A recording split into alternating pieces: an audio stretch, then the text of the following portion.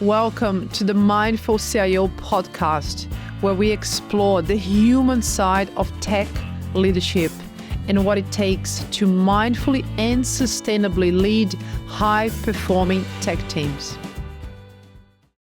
Hello, I'm your host, Nathalie Heynderickx, executive coach, leadership facilitator, and founder of the Mindful CIO community. In today's episode, I'm joined by Miranda Ratajski, Chief Information Officer of Group Business Units at Westpac. With over 25 years of global experience across government, telecom, and finance, Miranda is known for her ability to lead large-scale digital transformations while championing diversity and fostering high-performing human-centered teams. In this episode, we explore Miranda's approach to healthy culture, psychological safety, and inclusive leadership. She shares candid reflections from her first job managing 80 teenage girls at Coles, all the way through to building diverse and empowered teams in one of Australia's most iconic institutions. We also talk about her yoga practice, self-care rituals, and how presence, compassion, and authenticity are central to her leadership philosophy. And don't miss her powerful call to action on diversity and why accessibility is a leadership imperative. Let's dive in. Welcome to the Mindful CIO Podcast, where we explore the human side of tech leadership. Today we have Miranda Ratajski. Miranda is the CIO of Group Business Units at Westpac, with over 25 years of global experience leading complex digital transformations across government, telecom, and financial services. Known for building high-performing teams and uplifting customer and employee experiences, Miranda is also a passionate advocate for diversity in tech, and a volunteer yoga teacher. She's been widely recognized for her leadership and has received several awards, including recent honors from Women Banking in Finance, Atlantia, and Women in Tech Network, to name a few. So a warm welcome, Miranda. It's an absolute pleasure. I'm beyond delighted to have you with us today. Great to be here. Thank you for inviting me. Thank you. You're welcome. So, Miranda, let's get started with, I usually start every episode the same. So we'd love to hear from you. We had a very, very reduced version of your bio. It would be good to hear from you something that we cannot find on LinkedIn, maybe a personal fact, something that you're comfortable to share with the listeners, please. Absolutely.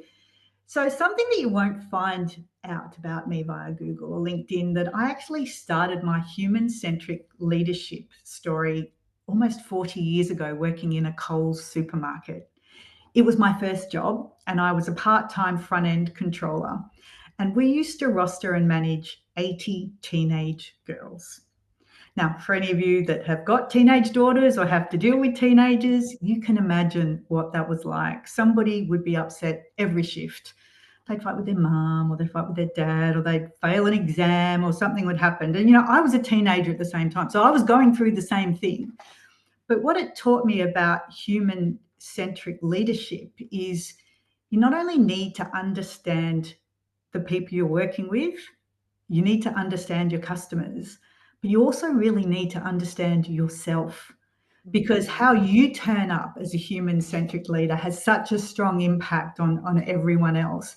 And of course, being in a supermarket, most people don't really like having to go to the supermarket. So I learned a lot about being very customer-centric, really looking after the people we're working and looking after myself to make sure I brought the best part of me to work. I learned a lot about leadership in Coles. Wonderful. Thanks, Miranda. And obviously very, very transferable skills, right? That you learned that in that experience.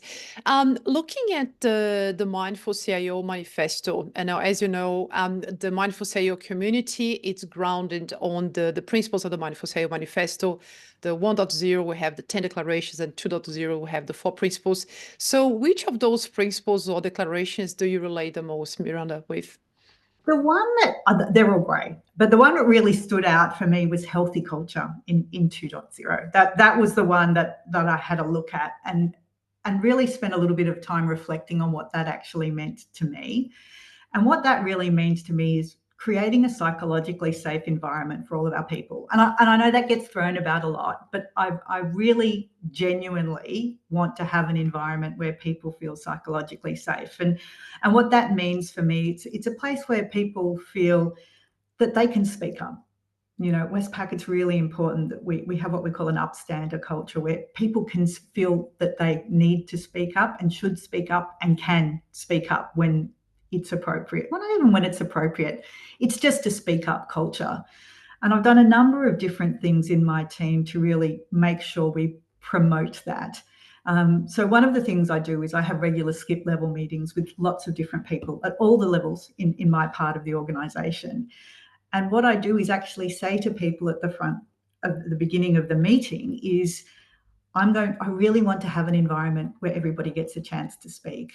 So if some people aren't speaking up as much as some of the others, I'll often ask them to put their question just in the car park for a minute. So if someone's asked a lot of questions already, to give other people a chance to speak up, but also give people other opportunities to speak up, because I know not everybody's always comfortable speaking up in certain environments.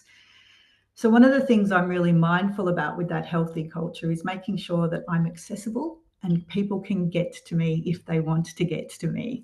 And that just means, you know, for example, I'm in the office every day.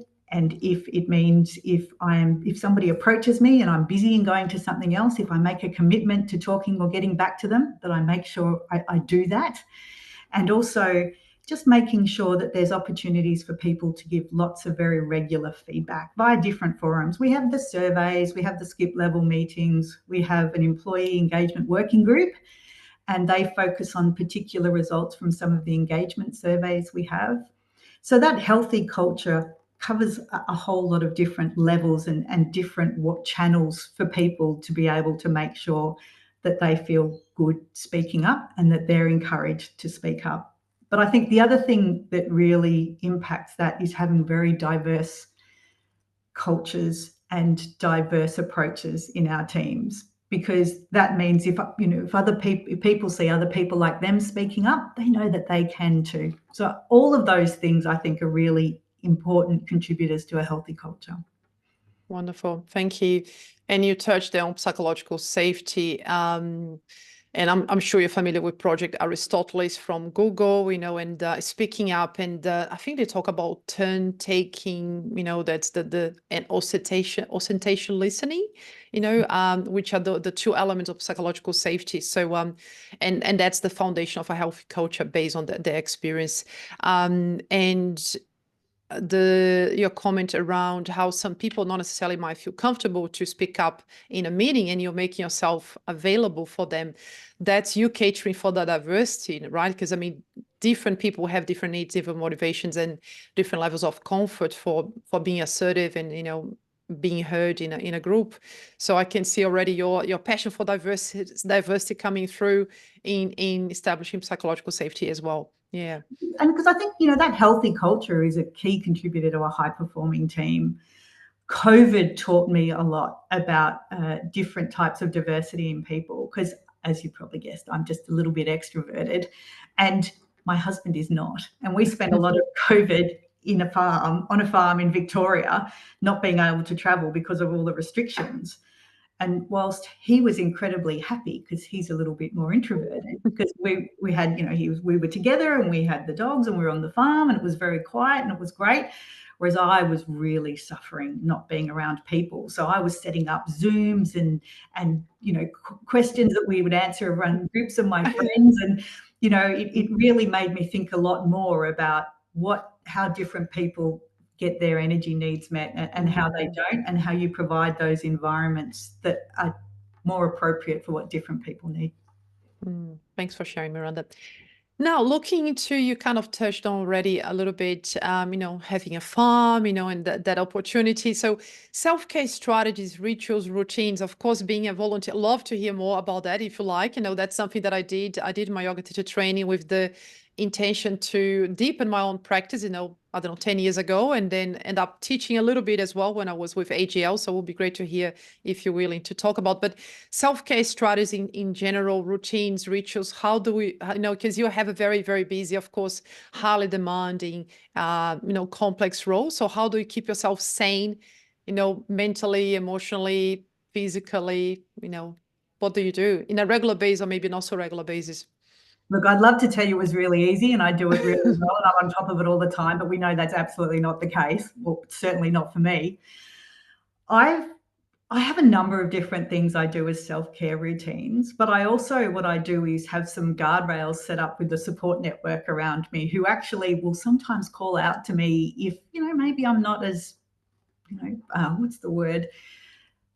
Not where I could potentially be. And it changes all the time. And I think one of the things I've learned the most about self-care strategies is actually giving myself a bit of a break. Because do you know what I mean? Because when, we all have these fantastic ideas around how it's going to work. I'm going to do yoga for this many hours a day. I'm going to get this many hours sleep a night. And before you know it, you're doing a general ledger upgrade and, you're spending a lot more time working than you probably, had planned on. So I think the most important self-care thing you can do is be kind to yourself. You're not quite on the schedule you thought you were going to do. See what you can do to make that up. Or if not, just realize that there might be some other things you can do instead. I've been a yoga practitioner for almost 30 years now. And like you, I did my yoga teacher training with the pure purpose of thinking it would teach me more about my yoga practice.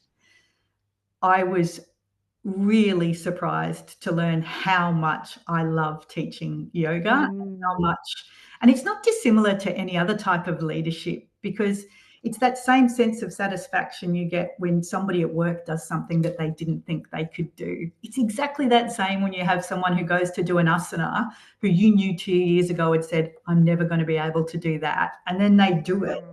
So it's some of the principles are very similar. It's, giving people the techniques, giving them the sport, giving them the space to try it on their own, and the outcome when they can do it is really exciting.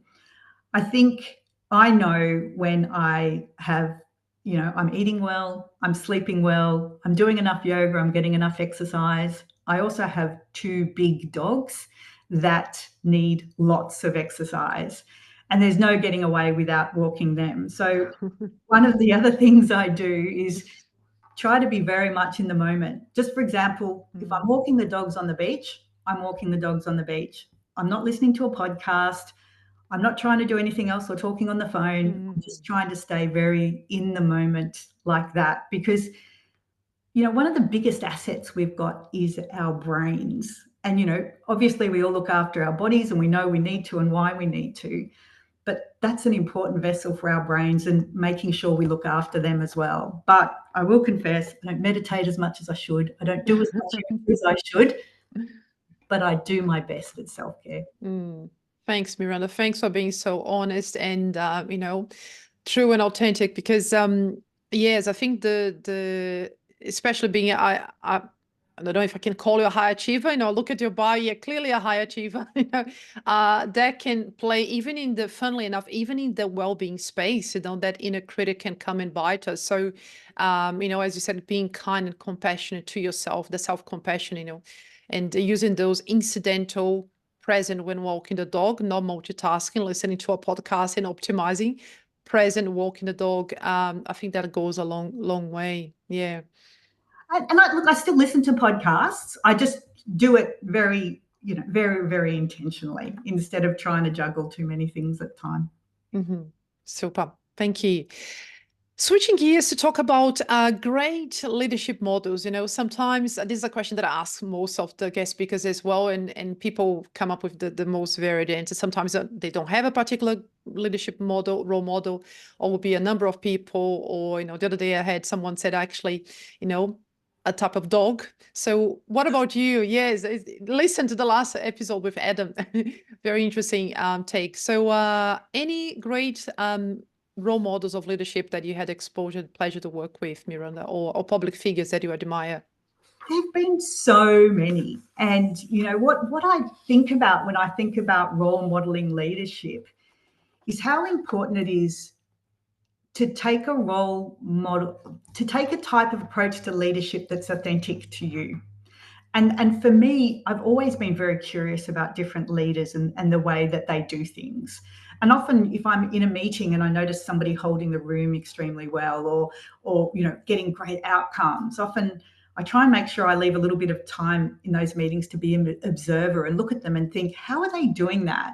What values are coming across? What techniques are they doing? So when I thought about, I didn't come up with one particular leader. I came up with a number of different examples from different things that I've seen. And it made me, I think, more about the values that they've shown me. And I think the key one I've mentioned already is authenticity. People respond so much better to authenticity than they do someone who's trying to behave like someone else, even if it's really well-intentioned from a leadership perspective. And the other thing that I thought about was a quality I've seen in a lot of leaders I really admire is integrity. I think that one is absolutely critical. One of the other qualities I also thought about was accessibility, as I said earlier. And it's, and accessibility is a really important thing to me in its fullest definition of the word, accessibility to all the different aspects of life that we have. But in this particular case, accessibility to leaders. I've had some fantastic leaders who, even when they were really busy, I knew they would find time for me. And they would, even if it wasn't at that exact moment, they would say, we'll get back to you. And they would make sure they get back to you, when they said they would, and knowing when you needed a little bit more support than others. I think, one of the other values I also thought about that's really important to me in leaders is vision. I love working with other leaders who've got a vision and a way to do things better, and a way in particular to measure how they're going to do things better. So you've got those data points and you can demonstrate the value that you've added. And knowing that takes a certain amount of resilience. Leadership in any form takes resilience. If it was easy, anyone could do it well. And we know that's certainly not always the case. But everybody brings a different key quality or key skill or a key value to leadership. So I don't think I've found the perfect leadership style, even for myself yet, but I'm still very curious about how lots of people do it in different ways, and still know there's a lot for me to learn. Super. Thanks, Miranda. When I was doing my homework and listening to some of the other podcasts that you've been recently, you made a comment to one of those, I think it was Women Banking Finance, that you're definitely not a micromanager, but you also, although you would give space and power, your direct reports, you also be there when they need to provide the support. And that made me think of situational leadership, which is really understanding the level of skill and will of your direct reports, and then adjusting your leadership style to, do I need to be really checking in frequently, providing support, or can I give a lot of space and this person has the knowledge, the skills, the motivation to just go and, and run with it. So, yeah. And I think some of that's a reflection of my own preference for style, a style of leadership. I really, and it's often when I'm interviewing people, they ask me about my leadership style, and I say to them, I can tell you, I am absolutely not a micromanager. And you can see, often I see people thinking, really? And I recruit people who know how to do their jobs. They don't need me to tell them how to do their jobs. My view is, I just need to be there if people need me, and to help get obstacles out of people's way so they can just get on with the job that they need to do. And I think that leads to higher performing teams where people know within certain guardrails they're completely empowered and they can just get on with it. But if something's not feeling right or they've got some concerns, that I'll absolutely be there to support them. Cool. Let's switch gears, Miranda, to talk about the non, well, we're talking about already, the non-aspects, the non-technical aspects of being a tech executive. So that's really the focus here of the Mindful CIO podcast. So often when I'm coaching clients, topics that come up that often is in the bottleneck, it's around,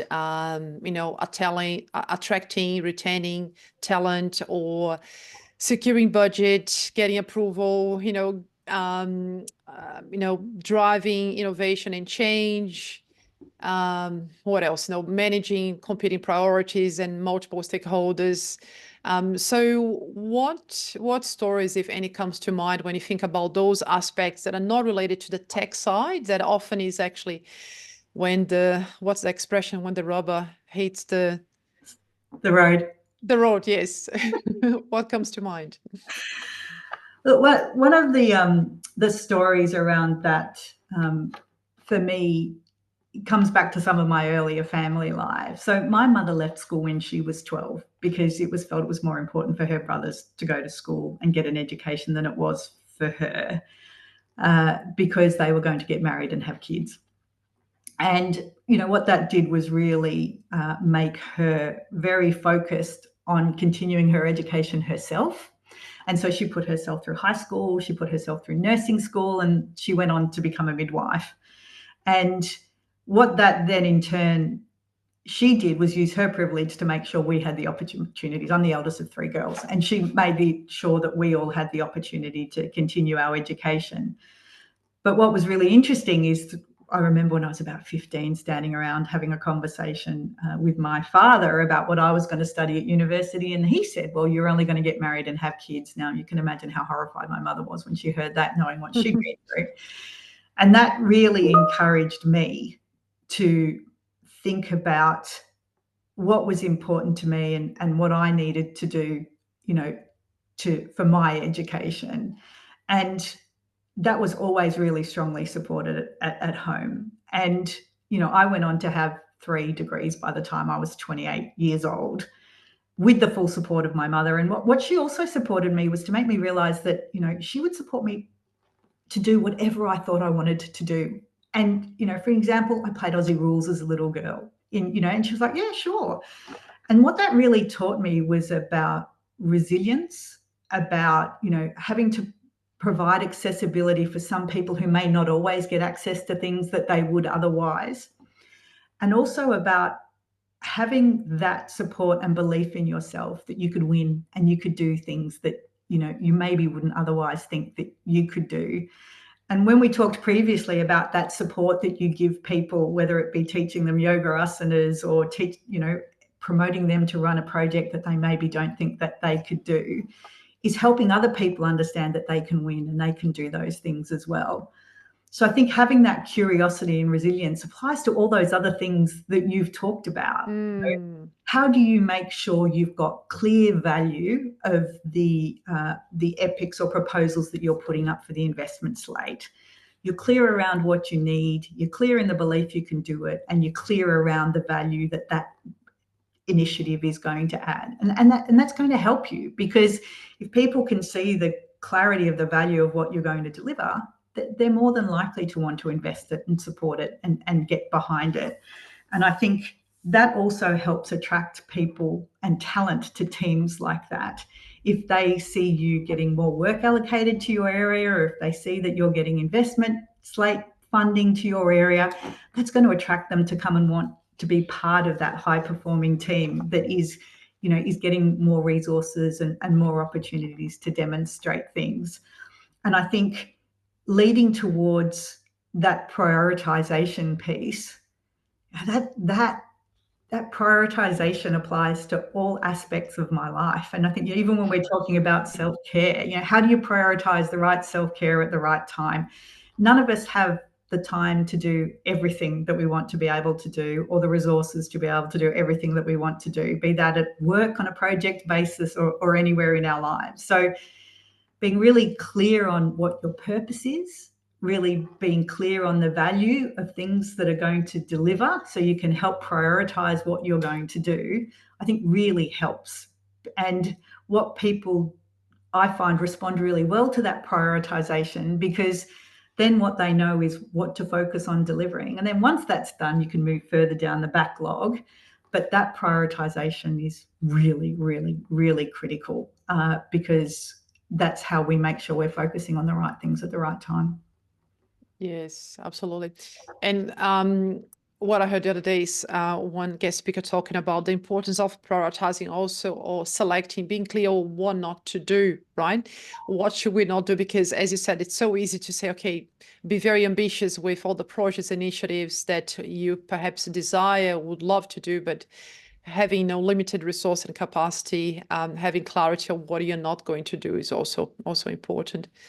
And I think it's like a portfolio approach. So if you've got your portfolio of different things you need to do, and as you say, you groom that backlog. So these are the things we're not doing, and if something needs to be uplifted into that list of things we're doing, potentially that means something has to come off. And that means being comfortable with saying no sometimes.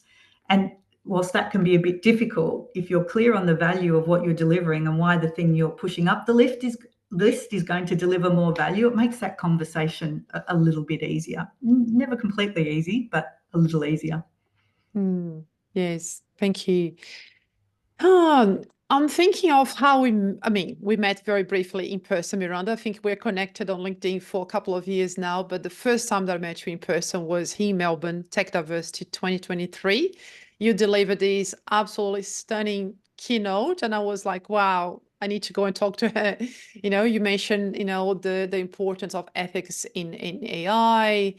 You share a little bit of your personal story. So I was very, very impressed. And of course, with the developments that we had this year, in the world around diversity and the ripple effect that it is having to, organizations, especially the global, firms and some companies in Australia as well. I know that you're very, very committed to diversity, and Westpac, also has a very strong commitment to diversity. But curious to hear from you. How is that, impacting you, Westpac, maybe we shouldn't be talking on behalf of Westpac here, but, how do you see, diversity now with those developments early this year?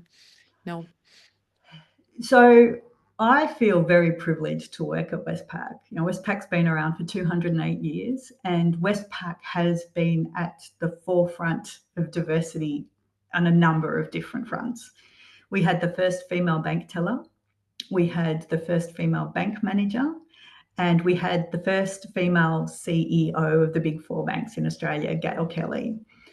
In addition to that, we have a number of employee advocacy groups which look after particular diversity groups, and each one of the members of the executive team that report into our CEO are sponsors of those diversity groups. So I'm really fortunate to work in an environment where diversity is treated as a non-negotiable. And, we're continuing with that. And I've been fortunate that I am the sponsor for diversity in technology. And we've run a number of programs to really promote diversity in technology. One of the things about working in technology and financial services is it's a bit of a double whammy, because both of them are known for having lower levels of gender diversity compared to some other industries, which, I have to be brutally honest, motivates me even more.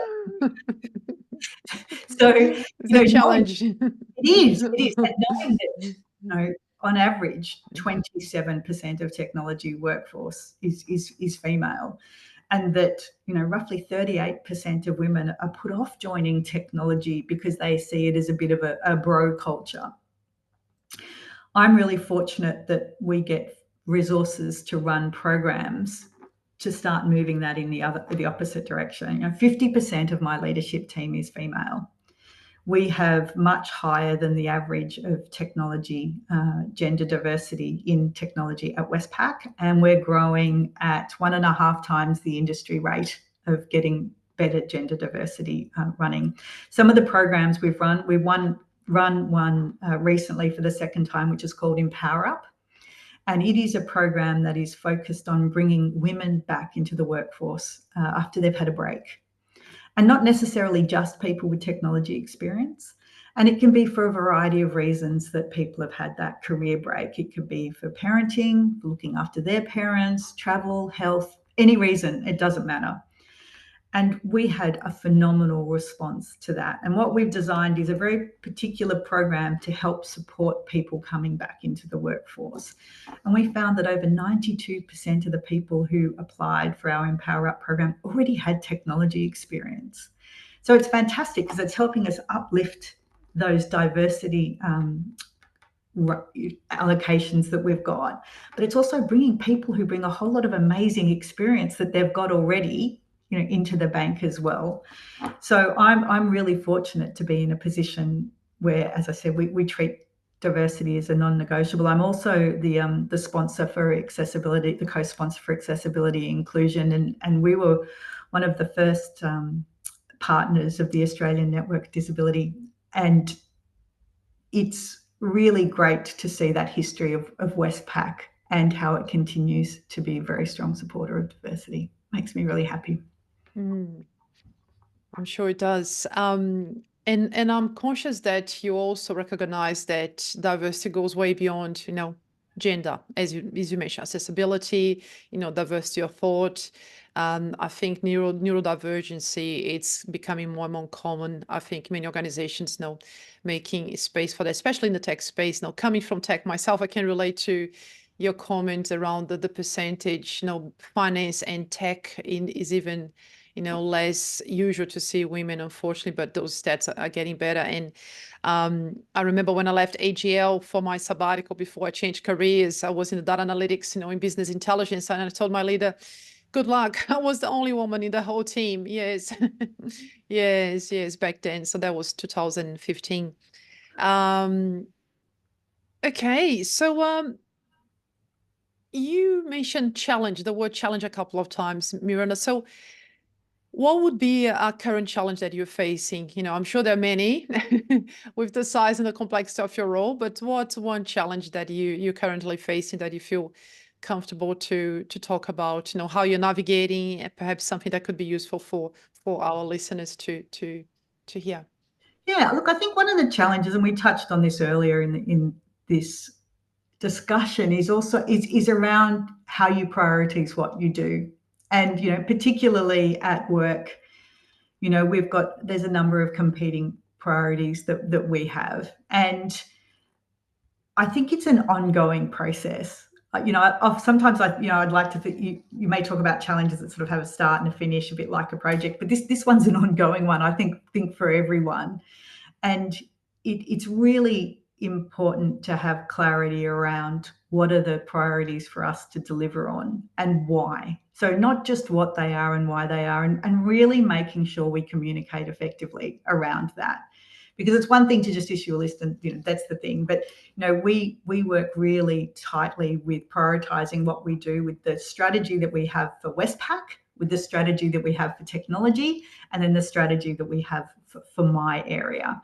And the challenge is there is just no way we can do everything that we'd like to do. And I look after very diverse areas as well. So balancing all of the different priorities that we have for the different areas. And that challenge for me means I rely very, very heavily on my leadership team, and they rely very heavily on their people to have that two-way feedback loop on what can we do, what is the highest priority to do, and what does that mean that we're not going to do? And we touched on that earlier as well. And I think that's an ongoing challenge for everyone. There's cost constraints we've got to make sure we're hitting our revenue targets, and all of those are that macro environment that comes down to deciding what we're going to do and what we're not going to do, and having ongoing regular feedback and touch points with my leadership team is critical for that, because they can say there are some things that are going phenomenally well and we just keep doing those, but there are some things that maybe are not, and maybe we need to either pivot the way we're doing them, or maybe in some cases, and we had one of those this week, I need to go back to the stakeholders and say we need to stop doing something because we just don't have the resources to do it. And I think it happens at all layers of leadership within the organisation. But I think having that clarity of purpose, the clarity of strategy, and those guardrails for what we can do really helps. But it is always going to be a challenge. All the different jobs I've done in the government, in telco, in banking, it's always been around being really clear on what you can do and what you can't. And I think what really underpins that is really making sure that you're transparent. If there's bad news or you can't do something, it's absolutely critical to let people know as soon as possible, and being able to explain clearly why. And maybe it's not an indefinite no, maybe it's just a not yet, and we can come to it once something else is finished, but being transparent and really communicating those priorities effectively is something that takes quite a bit of effort. Encourage. Encourage, right? Yeah. Thank you, Miranda. Thanks for talking so openly. And listening to you, I'm thinking full circle to what you mentioned at the start, leading yourself before you're leading others, and that integrity in terms of communicating, having the courage to have those conversations and say, what's actually happening. And I'm thinking of VUCA as well, because I think regardless, of course, you're working for this, huge organization, very high profile role, but even leaders, I have clients who are CIOs in small firms, still facing similar challenges because the volatility, uncertainty, complex ambiguity is everywhere, regardless of the industry or size, something that everyone it's facing. And I think back to, I think the external, and that leads me to think to AI, maybe will be the next question. So I think the external environment is not going to get any easier. I heard you saying in one of the podcasts, things are probably not going to get, slow down, unlikely things will slow down, right? So we need to get better in terms of resilience and clarity of mind, as you said, considering our body is a vessel for our brains, and take really good care so we can show up in the best way possible, because things are not going to slow down. Yeah. I fundamentally believe this is the slowest rate of change that we're going to see. If you look at those scale of changes through the various industrial revolutions, it's the pace of change that we are seeing is really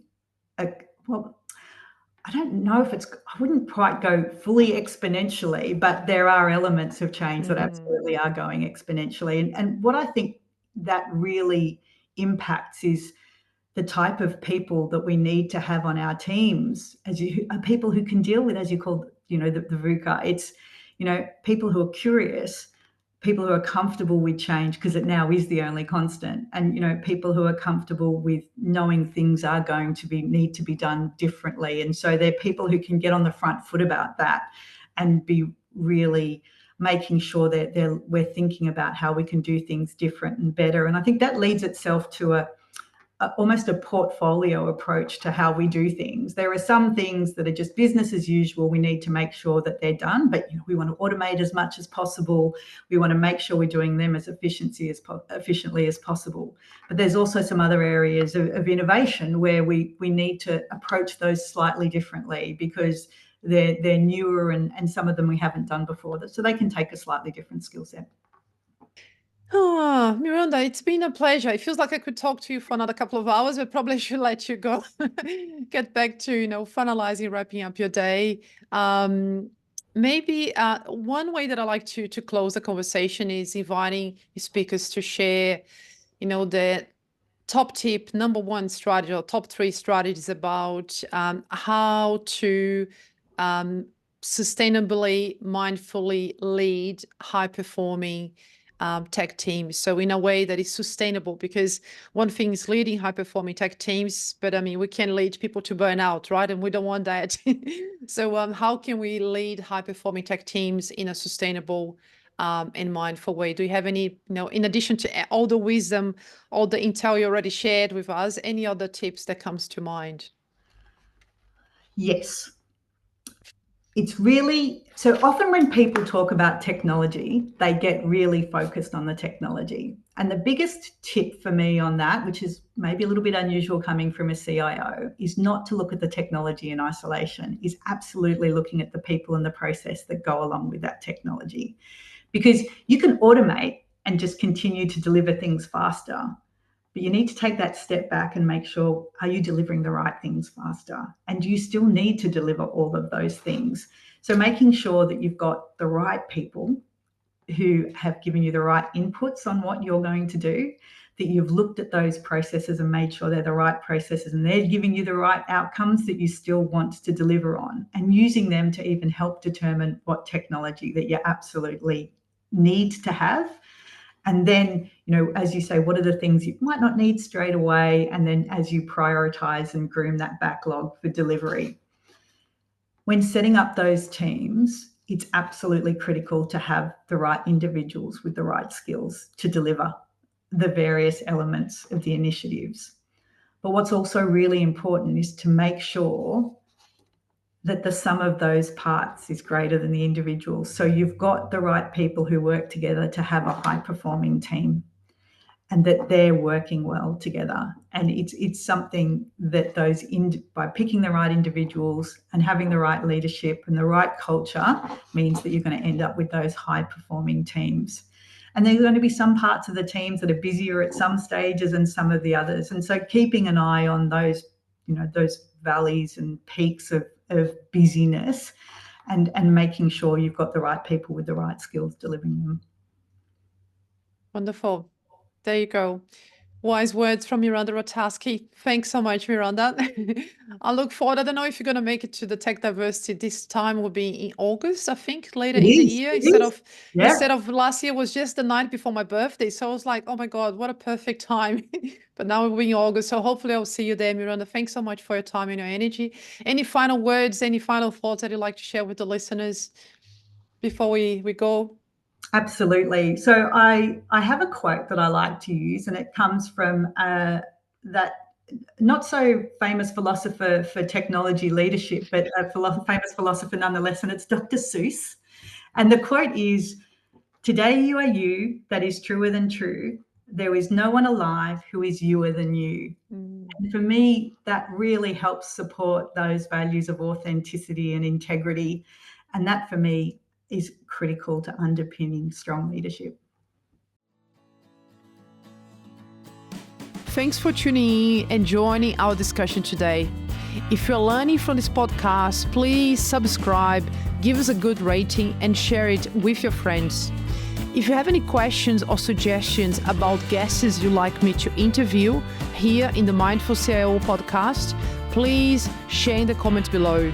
Last but not least, thank you for your interest in the human side of tech leadership. See you in the next episode.